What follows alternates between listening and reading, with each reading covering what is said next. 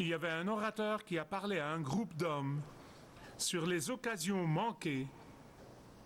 Et à la fin de son propos, un homme est venu vers lui et lui a dit « Je regrette que vous soyez venu ». Lorsqu'il a vu l'étonnement et le sentiment d'être offensé qui était écrit sur le visage de l'orateur, l'homme a continué, il a dit « Vous me rappelez à nouveau que j'ai manqué ce que Dieu avait de meilleur pour ma vie ». Et puis il a poursuivi, il a dit « Il y a de nombreuses années, j'ai senti un appel pour la mission. Et puis je me suis dit, j'ai besoin de travailler pour gagner assez d'argent pour devenir financièrement indépendant, ensuite j'irai. » Et il a dit, j'ai commencé à faire de l'argent. Et puis j'ai fait plus d'argent et plus d'argent. Ensuite il a dit, aujourd'hui, je suis vieux, j'ai tout l'argent dont j'ai besoin pour vivre 2 vies entières. Mais le manque et le vide sont mes compagnons. Vous savez, si l'orateur avait eu le temps de se reprendre, il aurait pu lui dire « Il n'est jamais trop tard. Vous pouvez utiliser les bénédictions que Dieu vous a données, l'argent qu'il vous a donné, pour réaliser ce que vous aviez à cœur. Vous pouvez avoir plus d'impact aujourd'hui grâce aux bénédictions que Dieu a mises dans vos mains. » Mais je suis là pour vous dire aujourd'hui qu'il n'est jamais trop tard. Vous voyez, Dieu est le Dieu de rédemption. Dieu est le Dieu de restauration. Dieu est le Dieu de pardon. Dieu n'est pas un Dieu de regret. Dieu n'est pas un Dieu de déprime et lamentation. Dieu n'est pas un Dieu de « il est trop tard pour moi ». Non, non, non, non. Il est celui qui rachète le temps perdu. Il est celui qui restaure les âmes. Quelles que soient les occasions et les opportunités que vous avez manquées, quelles que soient les portes ouvertes que vous sentiez que vous étiez supposé prendre et que vous n'avez pas prises, quel que soit l'appel que vous aviez dans le passé et auquel vous n'avez pas répondu, ce n'est jamais trop tard. Ce n'est quoi?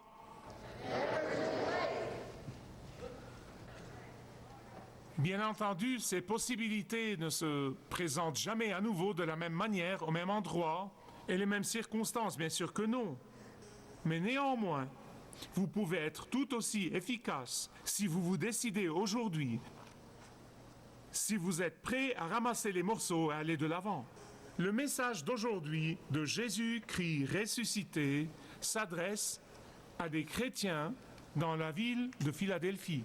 Là encore, je vais vous montrer la carte de sorte à ce que vous puissiez situer la ville. Et tout le message est au sujet des portes ouvertes que Jésus ouvre à chacun d'entre nous. Ce message est l'un des plus beaux messages adressés aux 7 églises. Jésus était satisfait de ces croyants-là comme il ne l'a jamais été avec d'autres. Il n'y avait pas de péché à réprimander. Il ne faisait pas de compromis à montrer du doigt. Il n'avait pas de faux enseignants contre qui les mettre en garde. Il n'avait pas de faux enseignements que Jésus doive épurer de leur milieu. S'il est une église, de toutes les 7 dont je pense que je voudrais faire partie, c'est l'église de Philadelphie. Mais ensuite, je la gâcherai. C'est comme le couple qui est venu à leur pasteur et lui a dit « Pasteur, nous partons pour une autre église. » Enfin, nous avons trouvé une église parfaite. C'est là que le pasteur a dit « S'il vous plaît, ne la rejoignez pas, car vous allez la gâcher pour tout le monde. » Je veux que vous compreniez ceci. L'église parfaite n'existe pas. Elle n'existe pas et n'a jamais existé. Vous dites « Oh, les beaux jours des premières églises, allez lire la lettre aux Corinthiens. » Et vos yeux vont vraiment s'ouvrir. Il n'existe pas d'église parfaite. Il peut y avoir, par exemple, une église fidèle. Et il peut y avoir, par exemple, une église infidèle. Elle peut être fidèle à la parole de Dieu, fidèle à l'évangile, fidèle à la vérité, fidèle dans l'obéissance. Et il y a aussi l'église infidèle. Mais il n'existe pas d'église parfaite. Mais ces croyants à Philadelphie, je crois, se sont plus rapprochés de la perfection que n'importe qui d'autre. Prenez avec moi, s'il vous plaît, Apocalypse 3:7. Je veux vous demander de vous lever en honneur de la parole de Jésus le ressuscité. À l'ange de l'église de Philadelphie, écrit « Voici les paroles de celui qui est saint et véritable, qui détient la clé de David. Ce qu'il ouvre, personne ne peut fermer. Et ce qu'il ferme, nul ne peut ouvrir. Je connais ta conduite. Vois, j'ai mis devant toi une porte ouverte que nul ne peut fermer. Je sais que tu as peu de force, mais tu as gardé ma parole et tu n'as pas renié mon nom. Je vais te donner ceux qui sont de la synagogue de Satan, qui se disent juifs mais ne le sont pas. Ce sont des menteurs. Je les ferai venir et tomber à tes pieds et reconnaître que moi, je t'ai aimé.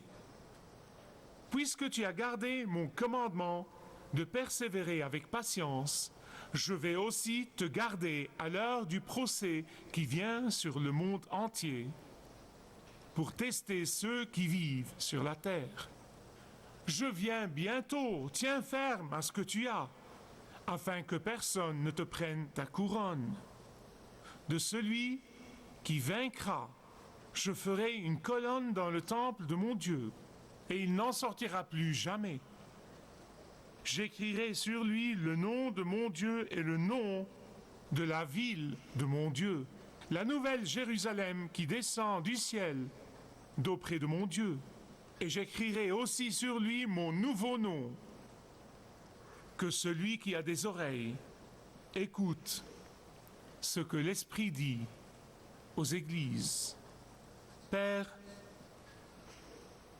dans les derniers message que tu as envoyé par le Seigneur Jésus-Christ à ces églises qui représentent toutes les églises du monde. Tu as conclu en disant que celui qui a des oreilles, Seigneur, nous savons que nous avons des oreilles physiques, certains d'entre nous ont peut-être même de la difficulté avec celle-là. Mais Père, nous savons qu'écouter est la décision intérieur d'agir selon ta parole. Que ceci soit notre désir et notre décision dans le nom de Jésus. Amen. Vous pouvez vous asseoir. Philadelphie, la ville, était au carrefour du monde. Philadelphie était appelée la porte de l'Orient. C'était une ville qui était pleine de temples. Elle a été fondée peu après 189 avant Jésus-Christ par le roi Attal.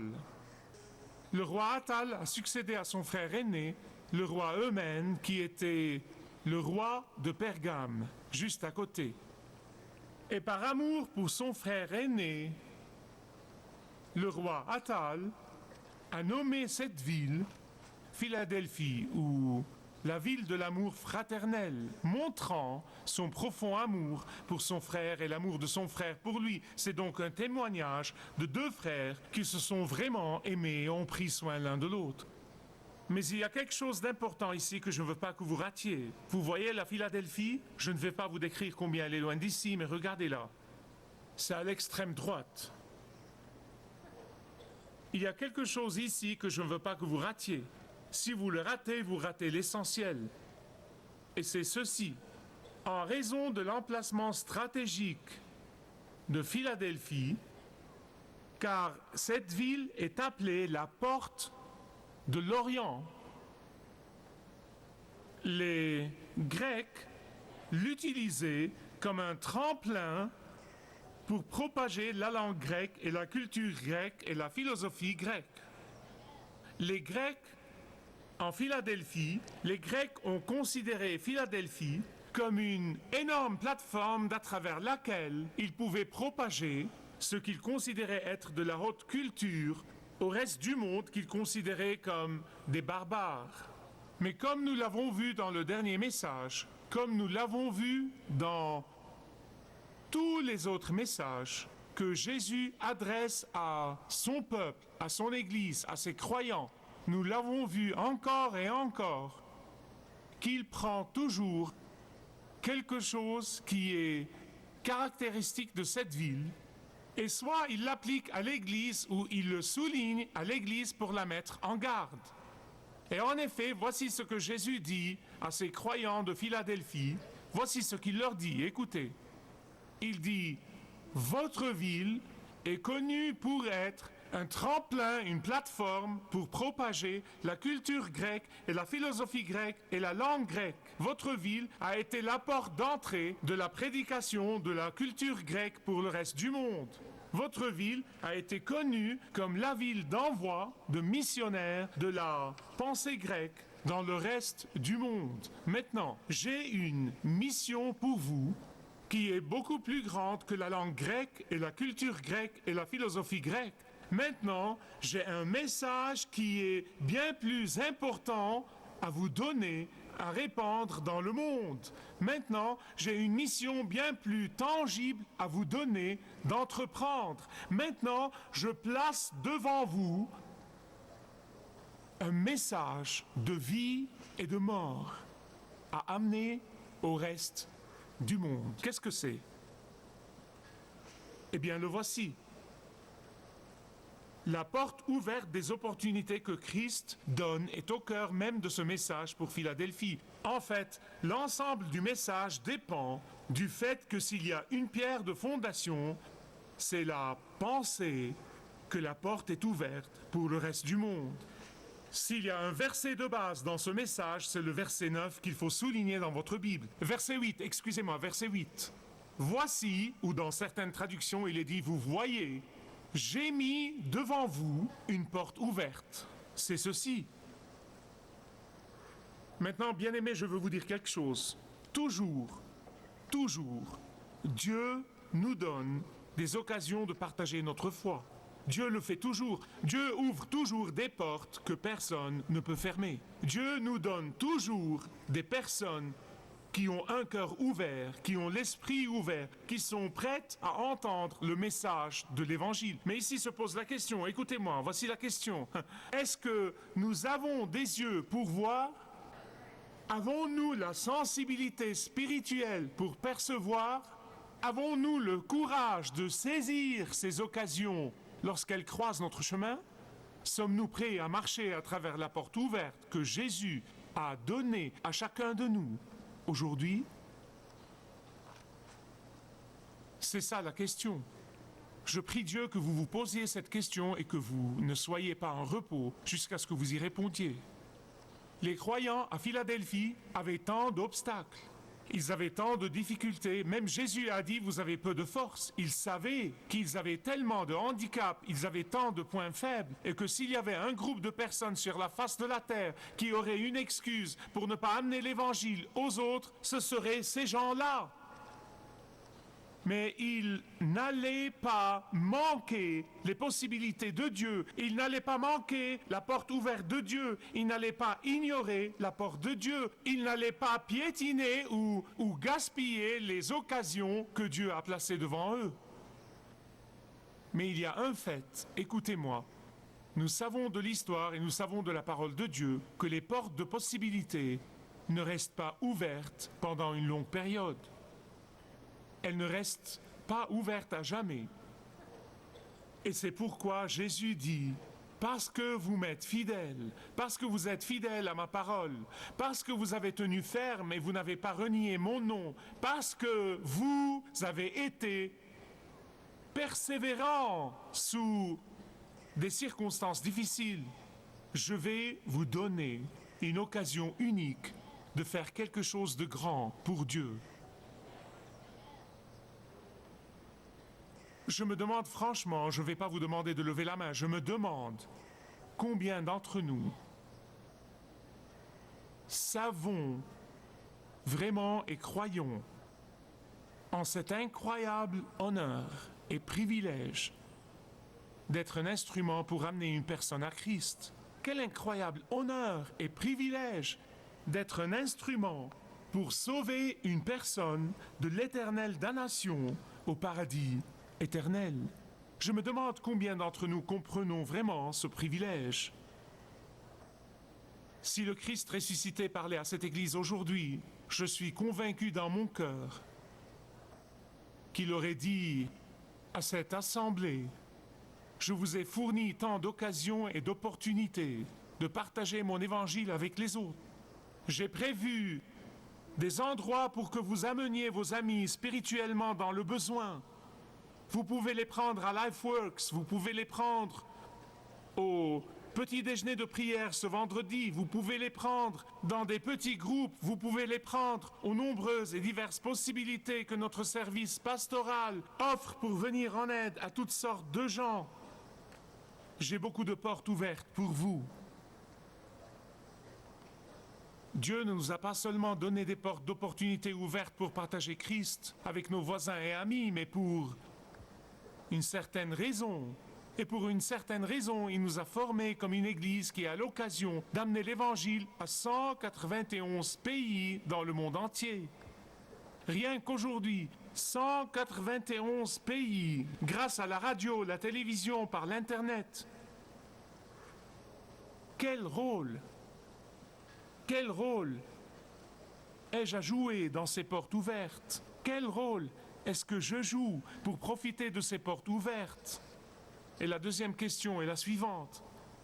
Pourquoi ces portes sont-elles ouvertes? Et je vous le dis, je me demande tout le temps, et vraiment, pendant longtemps, je me suis dit, je n'en ai pas la moindre idée. Je veux vous dire, je ne suis pas le grand homme de foi que certains pensent que je suis. Je me suis fait traîner dans tout ce que je fais. Ce n'est pas juste parce que je suis têtu, c'est parce que je veux être sûr que c'est la volonté de Dieu et non pas quelque chose que je veux faire de ma propre chair.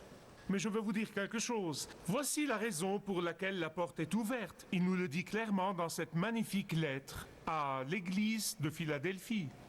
Il est dit parce que Jésus a la clé. Et c'est lui qui ouvre les portes. Que signifie cela? Cela signifie que Jésus est le seul qui a l'autorité sur les cœurs des rois et sur les cœurs des indigents pareillement. Cela signifie que Jésus est le seul qui a autorité sur le cœur de chacun, de chaque pensée partout dans le monde. Cela signifie que Jésus et que seul Jésus a le pouvoir de garder les portes ouvertes et que seul Jésus va un jour fermer cette porte. Mais je ne veux pas que vous ratiez ce que Jésus a dit à propos des bénédictions qui viennent quand on obéit en passant par les portes ouvertes qu'il ouvre pour chacun de nous. Je ne veux pas que vous ratiez la bénédiction. Je ne veux pas que vous ratiez la bénédiction. Alors écoutez attentivement. Dans le verset 9, Apocalypse 3, qu'est-ce que ça veut dire quand il dit « Les infidèles juifs viendront à vous » Cela signifie que vos ennemis vont réagir positivement et se détourner de leur mauvaise voie et ils vont se repentir de leurs péchés et devenir des croyants du Seigneur Jésus-Christ. Et je tiens à vous dire, parce que dans toutes les lois et les règles de la guerre, on ne peut avoir la victoire que si l'on est l'attaquant. Vous n'avez pas la victoire lorsque vous êtes dans la défense, dans le mode défensif. Et je vous dis en m'appuyant sur l'autorité de la parole de Dieu, quand il s'agit de la guerre spirituelle, elle fonctionne exactement de la même façon. Elle fonctionne exactement de la même façon. Ça ne sert à rien de s'asseoir en se lamentant. Oh, je suis la cible d'attaque, je suis la cible d'attaque, Satan m'attaque, Satan attaque ma famille. Ça ne vous amène à rien de faire ça. Vous allez sur le territoire de Satan et vous le prévenez et vous lui dites, Satan, au nom de Jésus, et par la puissance de Jésus, et par la force de Jésus, je vais envahir ton territoire, je vais aller sauver les mourants, je vais soigner les blessés, je vais ramasser les cœurs brisés, je vais libérer tous les captifs au nom de Jésus.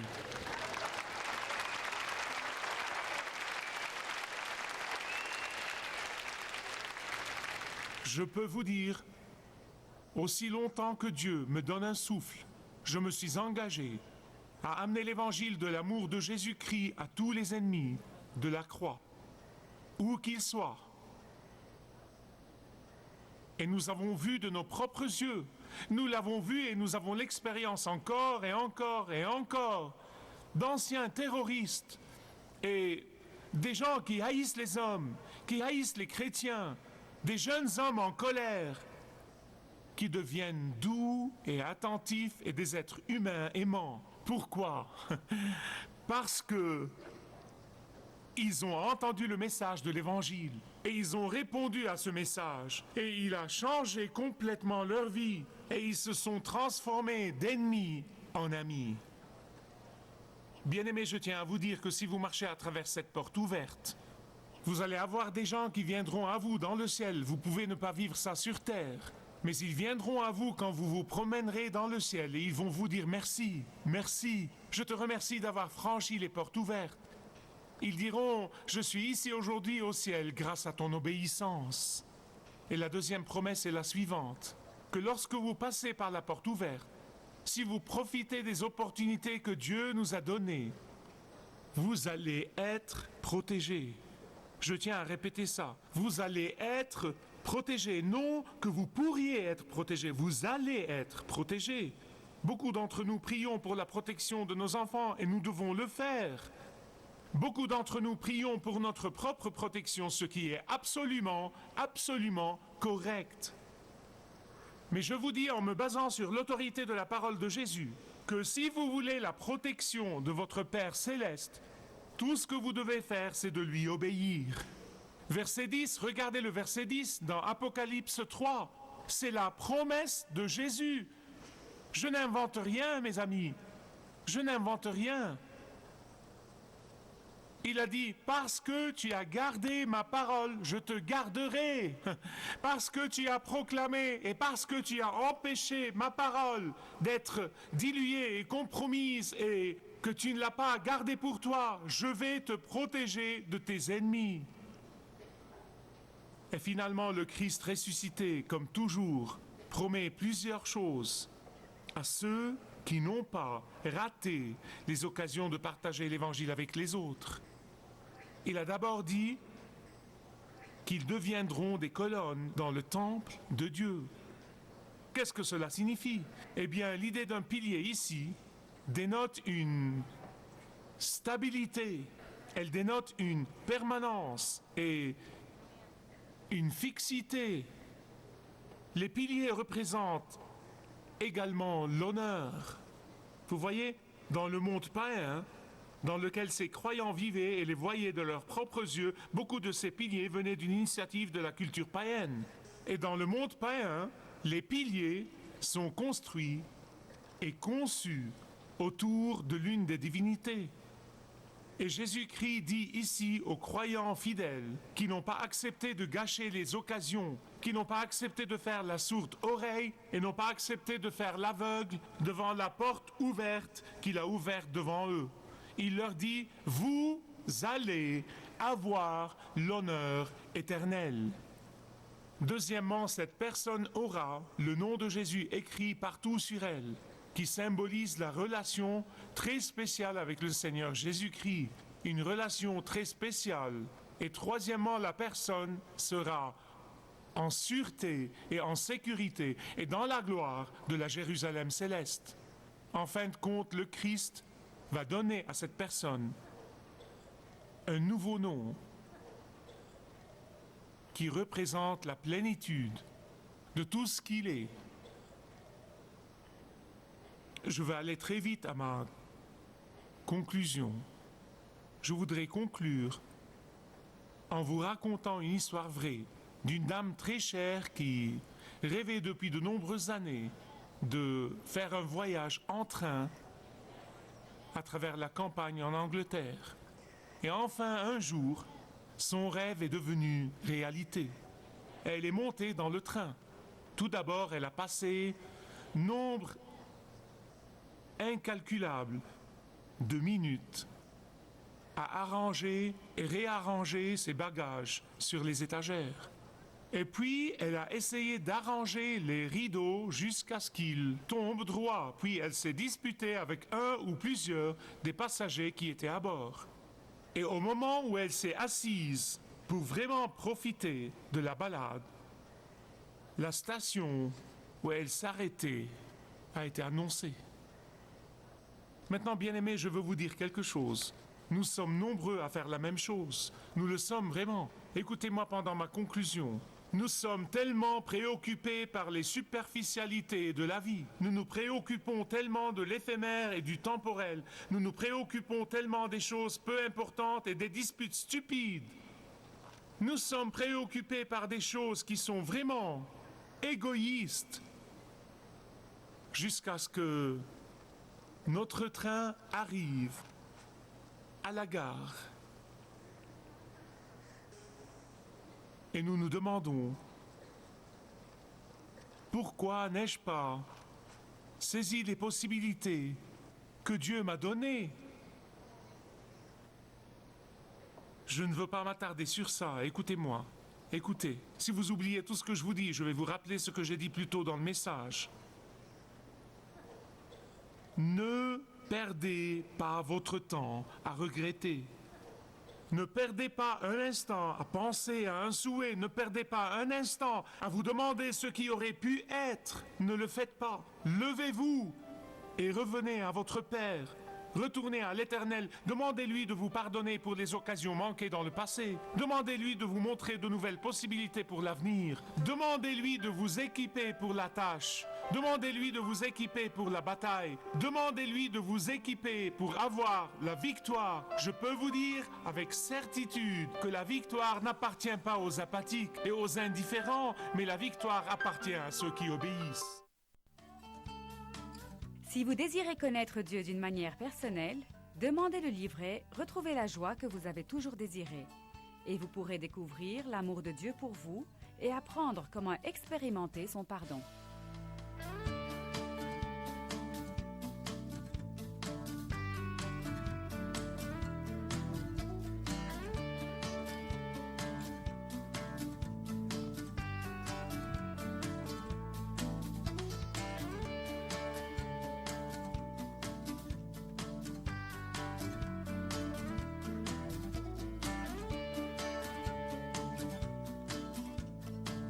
Si vous avez une relation personnelle avec Dieu et vous êtes intéressé à marcher plus intimement avec lui, demandez le livret « 7 pas sur le chemin de la foi » qui vous guidera dans une relation plus profonde avec votre Père céleste. Demandez votre livret gratuit.